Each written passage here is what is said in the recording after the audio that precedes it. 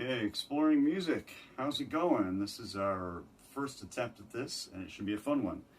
You should have your Renaissance note sheet. That is in the assignment area, and you'll see that you can click on it. So Renaissance means rebirth. So we had about 1,000 years of, as I've said before, of doing things the same exact way. And now we're going to change everything around. There's a couple things that cause that to happen. So it happens about 1475 to 1600. There, every age has every era has a little fuzzy area, so they give these general numbers. There's lots of things going on, like exploration. We're sailing around the world, finding new lands, like America and India. We're circumnavigating the Pacific Ocean, which no one really went into and then made it back before. Science is crazy. If you've heard of Alchemy in your math classes, he lived about 1285 to 1349. Occam believed that the knowledge of nature and being human should happen through the senses. The observation. What do things feel like? What do they? How do they react? What do they do? Why do they do that? What am I seeing? An emphasis on natural explanations rather than saying this almighty being changed this. It's what in our environment has changed. There's new technologies like, let's see, eyeglasses, clocks, the magnetic compass, which lets us circumnavigate the globe, alchemy, right, trying to turn things into other things like gold and silver. It sounds kind of crazy. It's really the beginning of chemistry and how we pull ideas apart and put them back together. And music reinvents itself all the time. So we're taking these ideas and as we get smarter, we're applying these things to music and finding new things to do in music. Astronomy, geography, medicine starts to become a thing. But now there's also, this is timely, there's also some horrible things happening. The Black Plague, the Black Death, famine. Countries start to decide that they want to be a thing. And everything that was being controlled before was by the church. All the music, all the art, everything is being controlled by the church. You don't have groups of people saying, we don't want to do it this way. Until now. You get this 1337 to about 1453-ish period. You get a division of the church.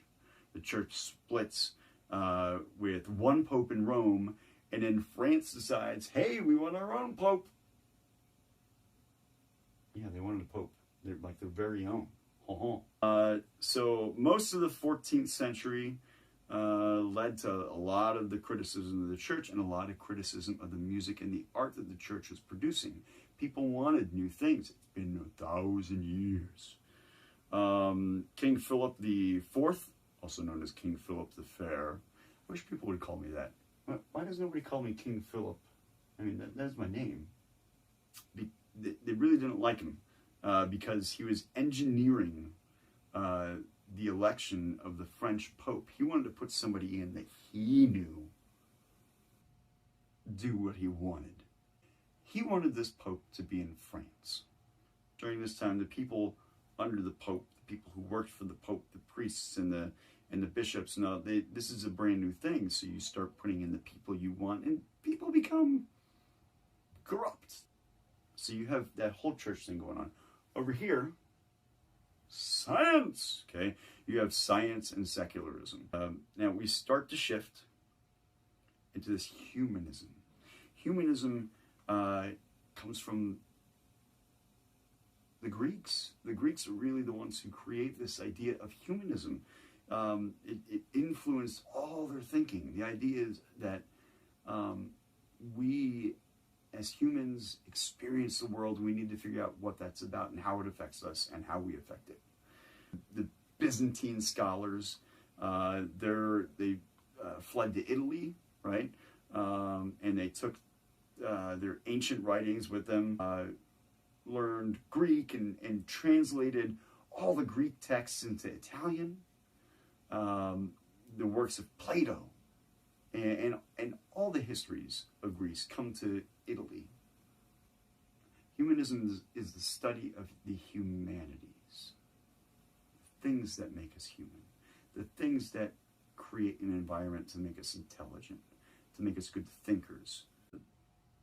They believed that the humanities will prepare students for lives that are good, lives that are prepared, lives that are prepared for creating things like the arts, the lives that are prepared to go out into the world and create something new that is smart. Humanists in the Renaissance focus on the arts in a lot of ways. Humanists create this musical table that we can put things on. And that table they take from the music that we just studied, all the Gregorian chant, and they're going to add things around it and base all their musical ideas on what they knew from the past 1,000 years.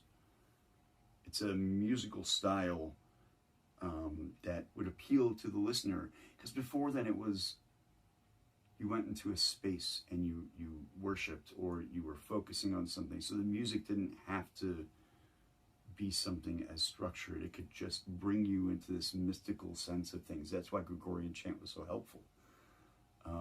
But they're going to take the chant and they're going to start to change it and turn it into something that is more structured, that is exciting.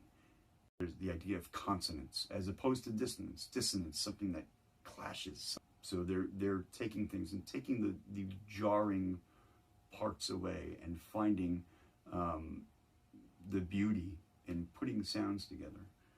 They're letting words naturally move instead of holding out these when an entire piece is Kyrie eleison and it's 5 minutes long, you stay on key of the Kyrie for a long time.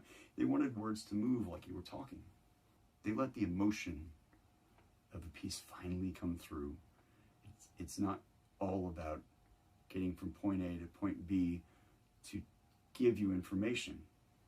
It's about getting from point A to point B and also having emotion, expressing what those words mean in a natural way.